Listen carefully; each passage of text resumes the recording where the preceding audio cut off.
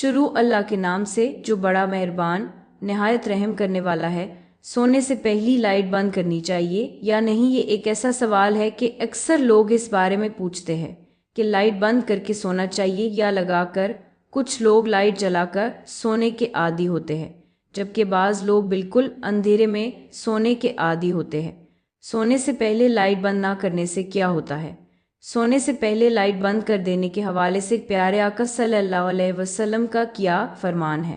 آپ صلی اللہ علیہ وسلم نے فرمایا، جب تم اپنے بستر پر آؤ تو وضو کر لو جیسے نماز کے لیے وضو کیا جاتا ہے۔ مقصود یہ ہے کہ سوتے وقت باوضو رہنا سنت ہے، اور باوضو سونے کے فوائد کے بارے میں یہ بھی بیان کیا گیا ہے کہ باوضو سونے سے انسان ڈراونے خواب اور شیطان کے کھلواڑ سے محفوظ رہتا ہے۔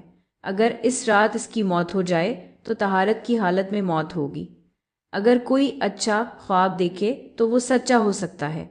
اس طرح روایت میں یہ بھی آتا ہے کہ سونے سے قبل بسم اللہ کہہ کر 3 بار بستر کو اچھی طرح جھاڑ لینا چاہیے، جیسا کہ ارشاد ہے، جب اپنے بستر سے اٹھ جائے پھر دوبارہ سونے کے لیے آئے تو 2 بار اس کو جھاڑ لیں، کیونکہ معلوم نہیں کہ اس کے جانے کے بعد وہاں کیا کچھ آیا ہے۔ ہمیں چاہیے کہ سونے سے پہلے ان باتوں کا خاص خیال رکھیں۔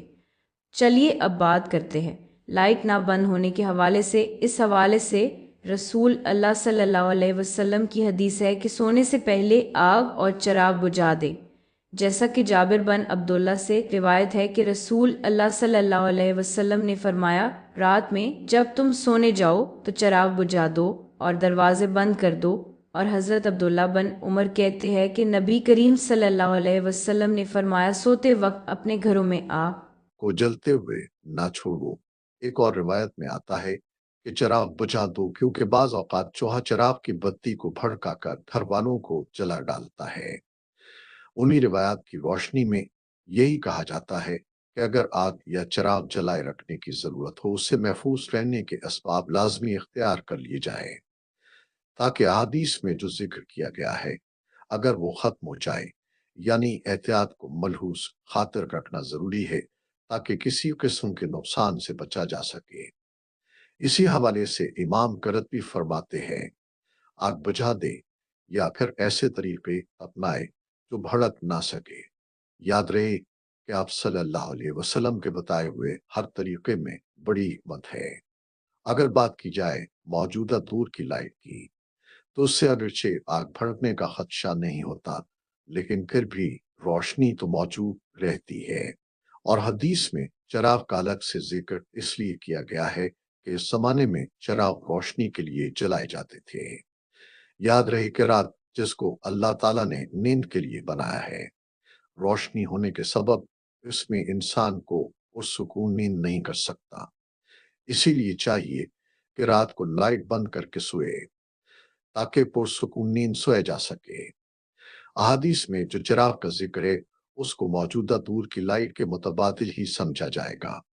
جہاں تک بات ہے لائٹ نہ بند کرنے کے سائنسی نقصان کی، تو ایک سائنسی تحقیق میں یہ بات سامنے آئی ہے کہ جو لوگ رات کو سوتے وقت لائٹ بند نہیں کرتے تو ان کا وزن بڑھنے اور انہیں کینسر جیسے مرض پیدا ہونے کا امکان ہو سکتا ہے۔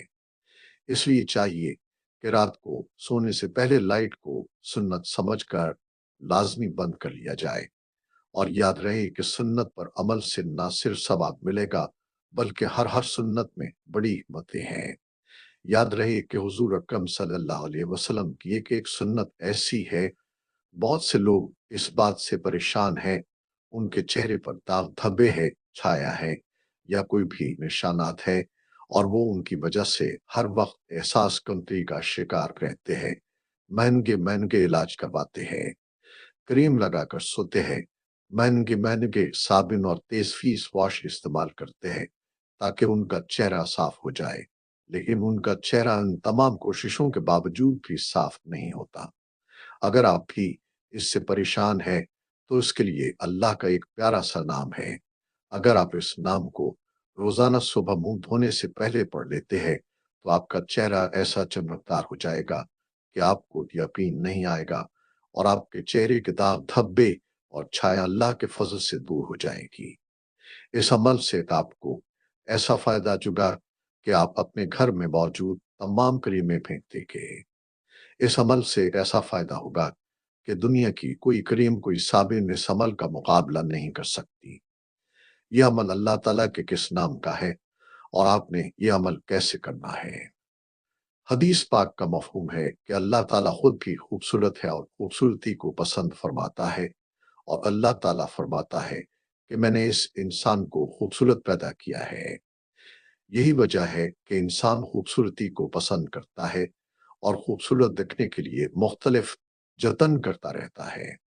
آج کل انسان کی اس خواہش کی بنیاد بازاروں میں طرح طرح کی مہنگی کریمیں فروخت ہو رہی ہے، اور کیا خواتین اور کیا مردان کریموں کا استعمال کرتے ہیں تاکہ ان کا چہرہ صاف دکھائی دے اور وہ خوبصورت نظر آئے۔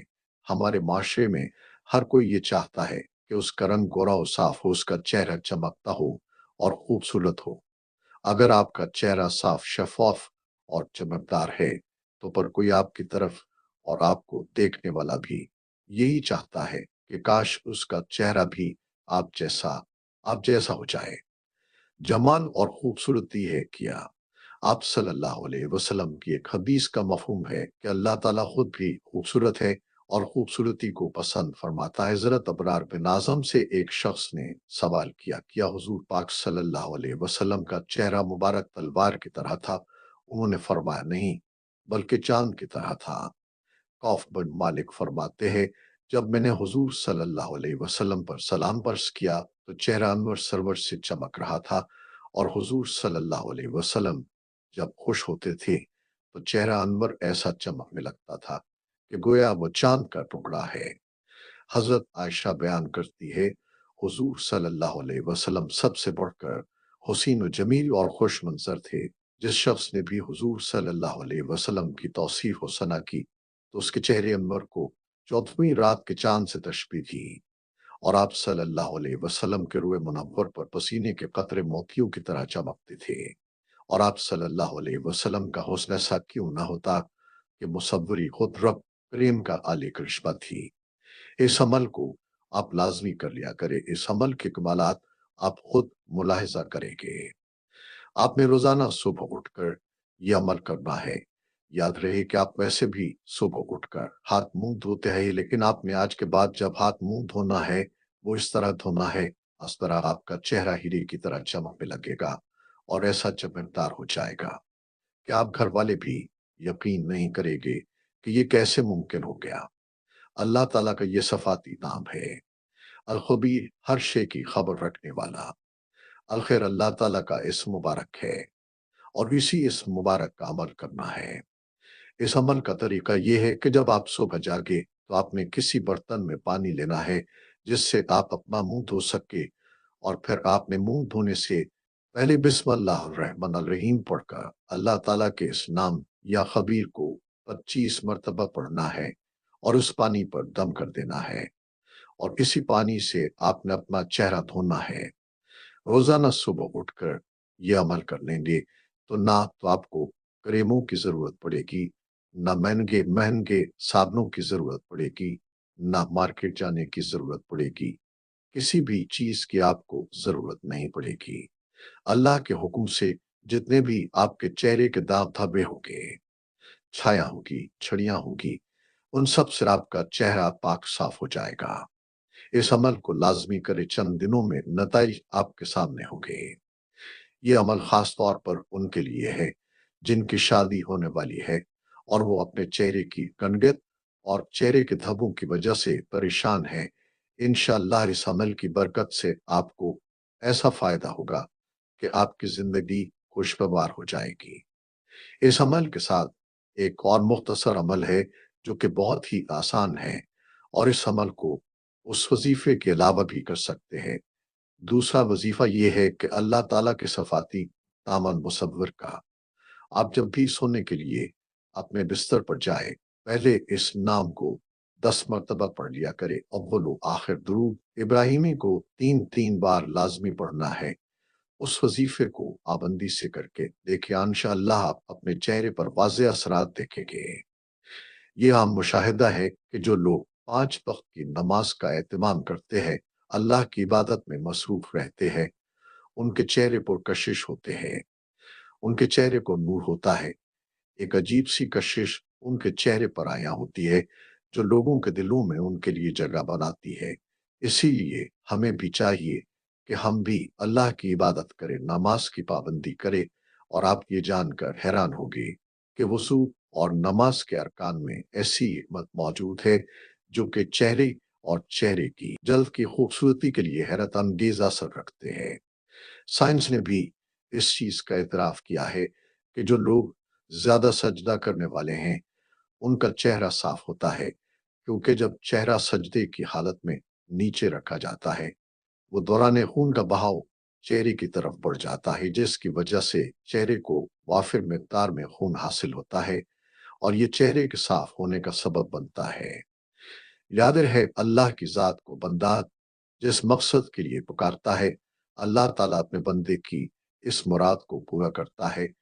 اس لیے پورے یقین کے ساتھ ان وظائف کو لیجئے۔ اللہ تعالیٰ سے دعا ہے کہ اللہ ہمیں دین کی سمجھ نصیب فرمائے اور اس کے مطابق زندگی بسر کرنے کی توفیق عطا فرمائے۔ آمین یا نام پڑھ کر منت ہوئے۔